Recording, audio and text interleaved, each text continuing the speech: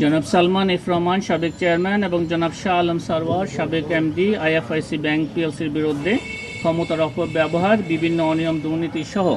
যথাযথভাবে ঋণ প্রদান প্রক্রিয়া ও ঋণ নিয়মাচার না মেনেই জাল জালিয়াতির মাধ্যমে উক্ত ব্যাংকের গুলশান শাখার গ্রাহক Blue Moon Trading Limited, Axis Business limited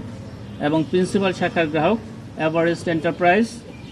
glowing Construction and Engineering, Vista International Limited ও স্কাই মার্ক ইন্টারন্যাশনাল লিমিটেডের অনুকূলে 1,907 কোটি টাকা ঋণ মঞ্জুর এবং বিতরণ দেখে আত্মসাতের অভিযোগের প্রেক্ষিতে অনুসন্ধানের সিদ্ধান্ত গৃহীত হয়েছে। জনাব ওবায়দুল কাদের সাবেক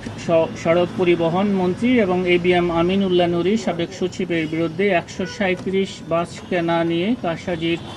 অভিযোগটি দুর্নীতি দমন কমিশন কর্তৃক অনুসন্ধানের সিদ্ধান্ত গৃহীত হয়েছে। জনাব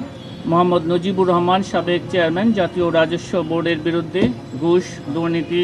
এবং বদলি বাণিজ্যের মাধ্যমে কোটি কোটি টাকার সম্পদ অর্জনের অভিযোগের প্রেক্ষিতে